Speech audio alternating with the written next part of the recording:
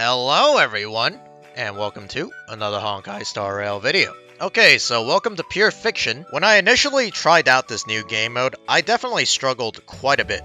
I was only averaging around 20k to 25k points per side, and this was when I was running IMBIBITOR LUNAE on the second half of the stage. There are a few issues with IMBIBITOR LUNAE in Pure Fiction. He overkills most of the trash mobs, even with his level 2 enhanced basic attack. And yes, I did switch up my playstyle to where I didn't use his enhanced level 3 basic attack unless he got the free skill points, because most of the time he ended up overkilling most of the mobs. I even swapped his link rope to an energy regeneration link rope just so he could spam ultimates more often. But even with all those adjustments, I believe the highest I scored was still around 26 to 27k, which is obviously not going to be enough. So at the end of the day, I finally decided it was time to bench my E2 IMBIBITOR LUNAE. He just isn't suited for Pure Fiction. His place belongs in the Memory of Chaos. So instead, we welcome Serval and the Fire Trailblazer back along with my newly acquired Kafka. And eventually, I made things work and I 3-starred Pure Fiction Stage 4. In fact, I even scored full points on my first half team with Seele. Alright, now let me quickly go over the teams I used for Pure Fiction Stage 4. For the first half, we have Pella, Seele, Tingyang, and Fu Xuan. For the buff, I went with the second one, which has an 80% chance to grant the enemies a stack of Shatter, which will deal damage once they take their turn or if you kill the enemy. For the second half, we have Ruan Mei, Serval, Kafka, and the Fire Trailblazer. Same buff, the buff that provides one stack of Shatter. I find that this buff, although has a little bit of RNG because it's only 80%, it allows you to create a huge chain reaction when you're able to kill off the enemies or when the enemies eventually take their turn, resulting in faster clears. So yeah, I really found Pure Fiction quite challenging at first, but once you get the hang of it, it's really quite fun and easy. Really glad that Hoyoverse made this new game mode so that characters of like the Erudition class, basically characters that don't deal a lot of single target damage, but are able to clear out waves really fast, they have a more impactful use now in the game of Honkai Star Rail. Really glad that Hoyoverse made this new game mode. But regardless of that, I hope you guys enjoy the gameplay as usual. Okay, so we start off with two Tingyang techniques, a Fu Xuan technique, and we initiate the fight with Pella's technique for defense down. We immediately spam the 3 key to use Tingyang's ultimate on Seele. And we give Seele the attack buff. Ready for another? We kill off this mob here for the Resurgence reset and to detonate the bomb, as you can see there. We're gonna attack the general here, the Silver Mane General. Does about 110k, not too bad. Kill off another mob, detonates the Shatter debuff. As you can see, it can cause a really huge chain reaction, which will allow you to clear this stage a lot faster. It is a little bit subject to RNG, like I said before, because sometimes they don't get the Shatter debuff when they spawn in. But we obviously did get some pretty good RNG here, as you can see clearly. We're not even attacking them, they're just taking their turns, and then the Shatter debuff is killing off all the mobs, and even the mobs next to them.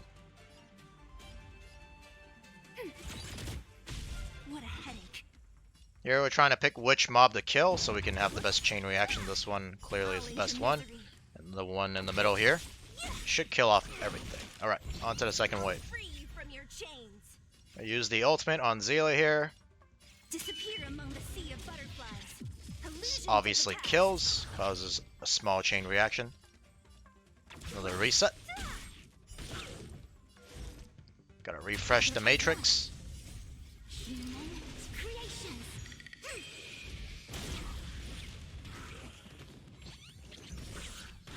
Everything's just blowing up by itself, see? So that's why the second buff is the best choice in my opinion. Unless you're trying to run like a full ultimate damaging team, then maybe you can go for the third one, which stacks up ultimate damage increase. Right here we're going to use Tingyang's ultimate on Seele once again.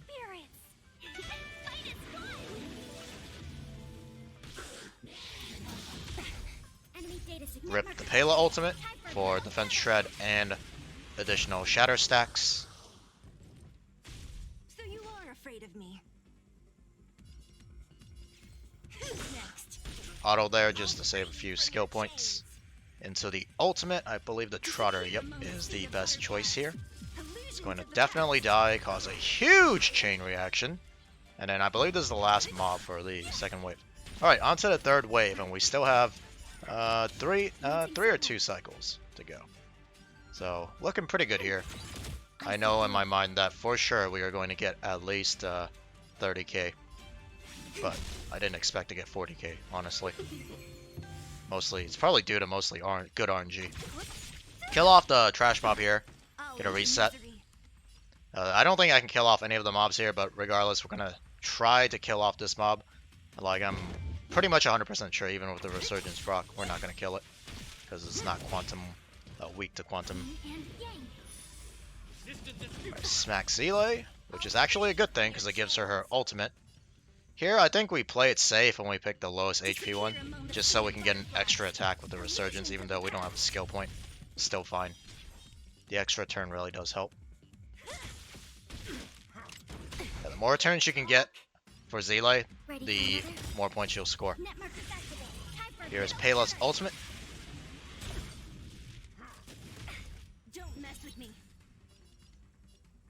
There's a few choices here that are good. I picked that one, which is okay. Get another reset. That is the safest choice right here. Explodes, spawns in another one. That's a free kill.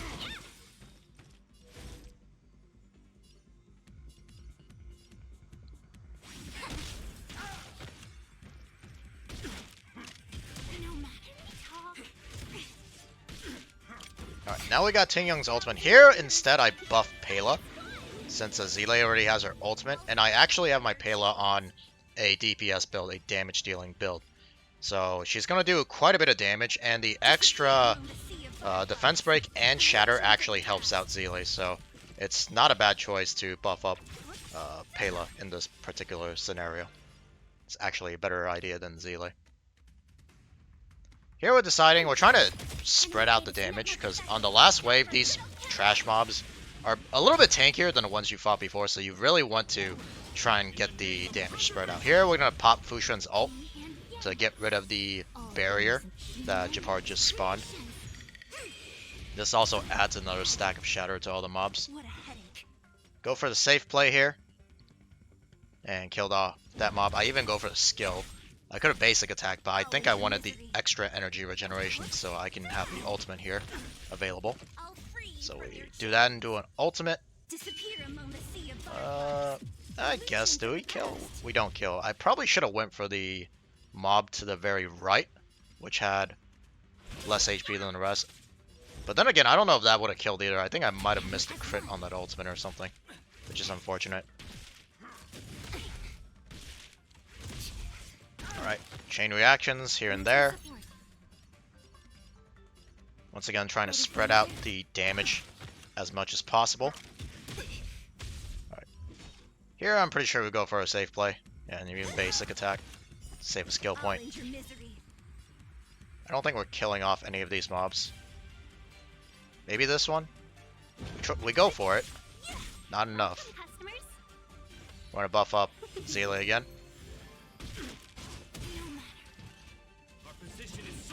Oh, almost enough energy for... Okay, now she has enough energy. So we're gonna use Ting Young's ultimate here on Seele. So now she has her ultimate up. We're gonna immediately pop it. Definitely cannot kill the mob to the very left. That's too much HP. This one's probably doable. Yep. Now we have the Resurgence proc. Go for a safe play. Kill that mob off. Pop Pela's ultimate to apply Shatter onto all the newly spawned mobs.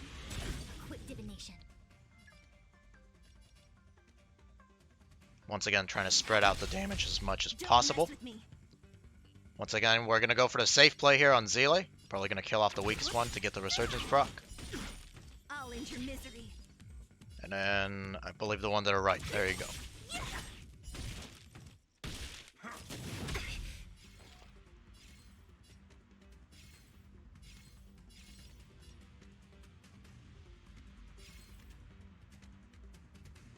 I took a bit of a while to make a decision here. Once again, we're just trying to spread out the damage. Alright, now we got Seele's ultimate, which is good, and Fushuan's ultimate. Disappear among the sea of butterflies. Illusions of the past. Kill off this mob. Fushuan's ultimate comes in, adds an extra stack. I'll end your misery. Go with the safe choice, I believe, here. Kill off the weakest one.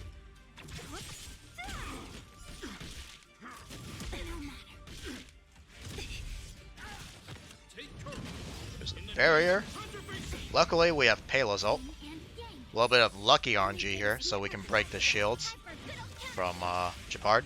And now Seele has her last turn, and the mobs are set up pretty much perfectly for her to kill the mobs. And I did not know that you could actually just one-shot the boss here with Seele's ultimate. That's how we clear out the first half with a perfect score. Second half, Ruin May's technique into Fire Trailblazer technique, and we start the fight off with Kafka's technique for the shock.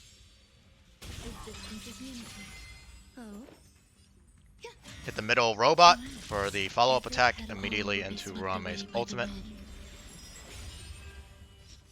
We're gonna detonate the shock on the giant robot. Serval uses her skill, trying to kill off the mobs over there. We're saving her ultimate, Serval's ultimate, because I want to wait until these mobs die. I don't want to overkill them. So we're going to have the Fire Trailblazer try to finish off these trash mobs. Honestly, it's already a little bit overkill. Alright, new mobs have spawned.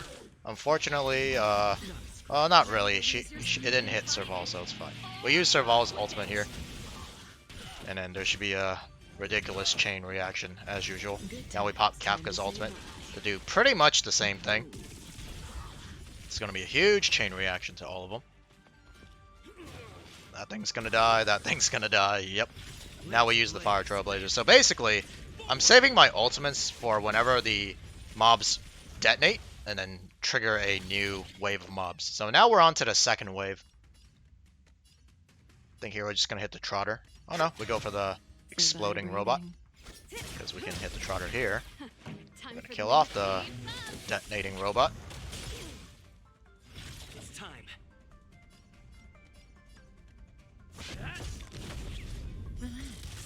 Alright, another huge chain reaction.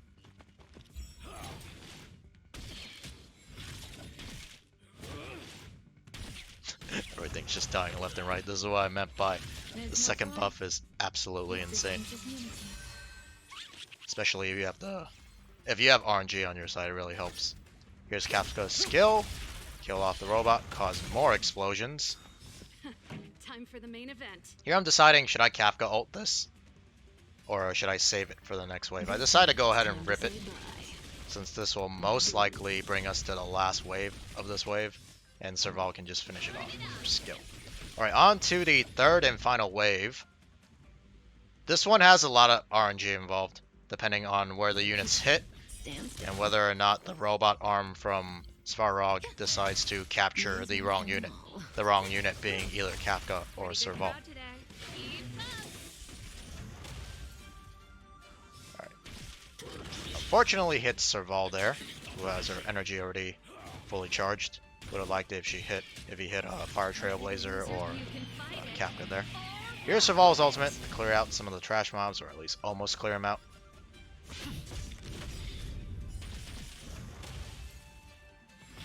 We rip the Fire Trailblazer's ultimate. Actually, it does quite a bit of damage. If you guys have noticed, my Fire Trailblazer, when he fire breaks them with his ultimate, he did 70k damage there, which is pretty good. Even though I did swap out his gear for more of a DPS-oriented build, don't underestimate the Fire Trailblazer. He or she is a very, very useful unit, at least in this version of Pure Fiction. There's Kafka's ultimate. Explosions everywhere, everything's detonating. Alright. We've already made, we already hit 3 stars a long time ago, but I want to at least try and hit 30k on this half as well. Kill off the 2 trash mobs with that. Unfortunately here, I made sure to not skill because I know Kafka is coming up in the action. turn, so we need to save that skill point for her skill. Here's the robot arm. Now it's down to RNG, who he decides to attack. Luckily, he picks the best target, which is LUNAE, who doesn't have her skill up anyway, so she's basically doing nothing. So I'm okay with her getting captured here.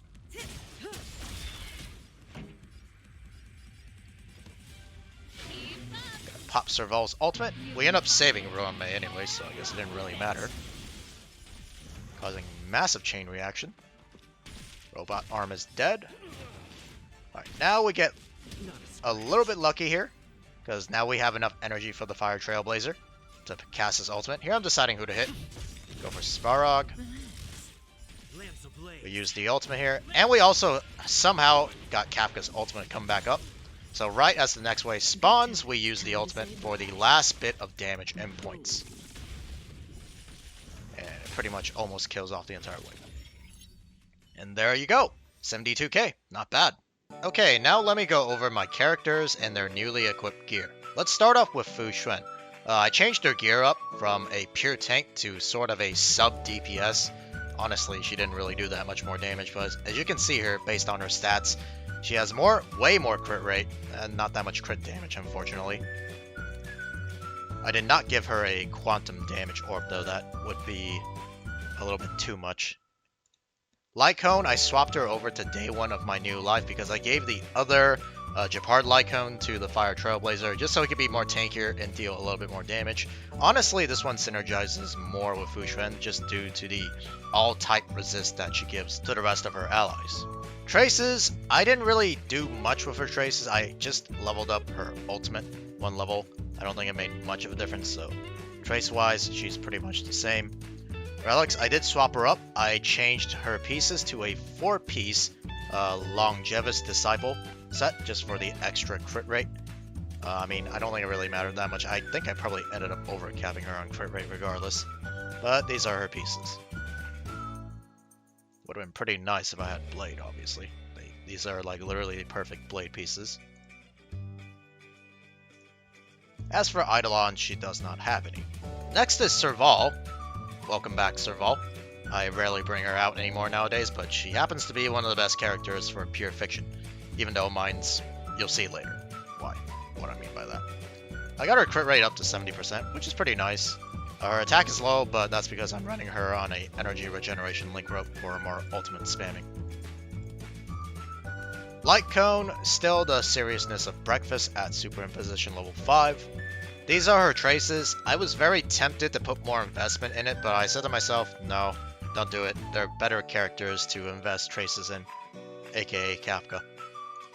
These are her relics. I just slapped together some random relics to give her enough crit rate, speed, and a fair amount of attack, but honestly her attack is still really low, mainly because she's running a energy regeneration rope, like I said before. I really wanted her to have her ultimate up as much as possible for pure fiction. Eidolons, I don't have any Eidolons for her. If you have your Serval at Eidolon 6, she is an absolute beast for this game mode, but for me, unfortunately, never pulled any copies of her, even on the write-up banners, unfortunately. Alright, next is my half-built Kafka. Yeah, I really didn't put much effort into building her. I basically just slapped all the gear I had available already onto her. So, these are her stats.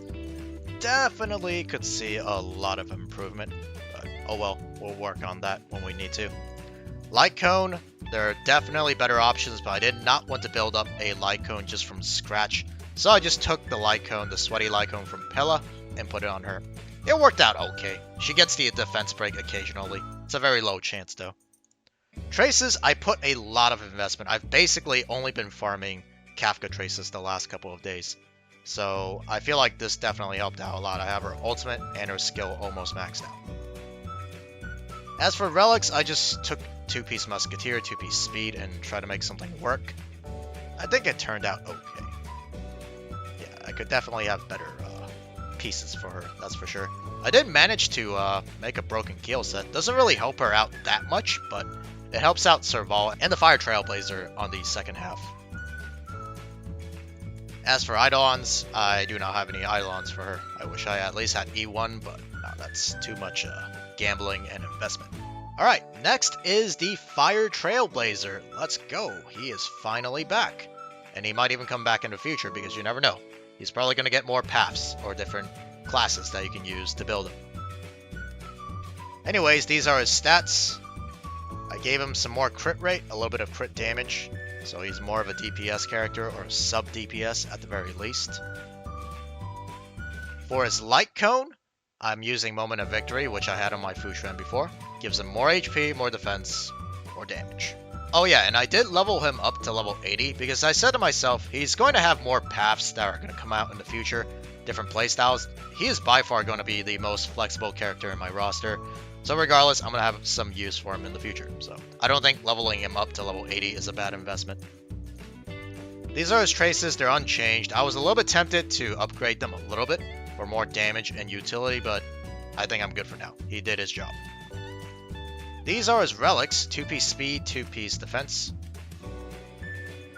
For his chest piece, this is the crit rate helm I had pretty much since the beginning of the game. I finally found a good use for it. So now he has a solid amount of crit rate, and all the substats honestly fit him fairly well. I have him on the broken keel set. I gave him an ER, or energy regeneration rope, because I wanted him to have his ultimate up as much as possible. I could have given him a defense rope for more damage, slightly more damage. I honestly think the ER rope probably gave him more damage than the defense rope, just due to the amount of ultimate uptime he has. Eidolons, he's at Eidolon 6, you get them for free. Alright, next is Ruan Mei. These are her stats. I did change her up a little bit in terms of relics. Almost enough break effect. Lycone has Memories of the Past, only at S1 unfortunately. These are her traces, mostly unchanged. Okay, so these are her relics. I swapped over from the 2-piece break effect set to a 4-piece speed set. Surprisingly enough, I still managed to get enough break effect for her to utilize her damage boost most efficiently. And I even got her to have enough effect resist for the broken keel set, so pretty happy about that. Eidolons, she's at Eidolon 0. Alright, and next is my Seele, the star of today's show. I'm gonna be honest with you, nothing changed about her gear or build. It's pretty much the exact same Seele I used for Memory of Chaos. She does plenty of damage, and she has more than enough speed due to the Resurgence proc. Her Lycone is cruising in the Stellar Sea. Traces are pretty much maxed, other than her basic attack. Relics, like I said, the same as the one I had before for the Memory of Chaos. And unfortunately, she does not have any Eidolons. Next is Ting Young. These are her stats. Lycone, I have her on Dance Dance Dance instead of Bronia's Lycone. The action advance forward actually made quite a bit of difference in some of my runs. When I had her on Bronia's Lycone, I was definitely scoring a lot less. I was averaging around like 29 to 31k instead of the higher end, even the full clear that I had for that particular run. Traces are relatively the same. I could put more investment into it, but that'll probably come in the future when there's a double drop event for Traces. Relics 4-piece speed set, very useful, especially in this game mode. You want to have at least one character or support on your team with that 2-piece set, or 4-piece set, my bad, 4-piece speed set. Eidolon, she's at Eidolon 1. And last but not least is my Pella. She definitely did work. I had to switch her over from my pure support build into more of a sub-DPS build, but she definitely did work, that's for sure. She's a lot squishier than before, but honestly, you're not really worried about survivability in this particular game mode. These are her stats. She's now on Ice Damage Boost Orb instead of just pure HP or defense. I was tempted to level her to level 80. I might still do it in the future, but we'll see. Lycone-wise, I stripped my Silverwolf's Lycone and put it on her. Honestly, she is absolutely cracked on this Lycone. Her ultimate uptime just goes through the roof, and you pretty much don't need any effect hit rate once you have this Lycone. You only need, like, I believe 17 or 18% effect hit rate, and then she'll be guaranteed to land her defense break. So yeah, this Lycone is absolutely busted on her and Silverwolf, but particularly on her sub DPS build, it's really good. Traces wise, I didn't put any more investment. I was tempted to because I made her into a sub DPS. For most of your characters that do damage, you want more investment, but I was like, this is probably for a one-time scenario thing, so I didn't really want to do it. Relics, I literally just took Silverwolf's relics, copy, paste it, put it onto her. The link rope and planar sphere are different though. So, yeah, these are her gears. Actually, I think this one did not belong to Silverwolf, but some of these pieces belong to Silverwolf.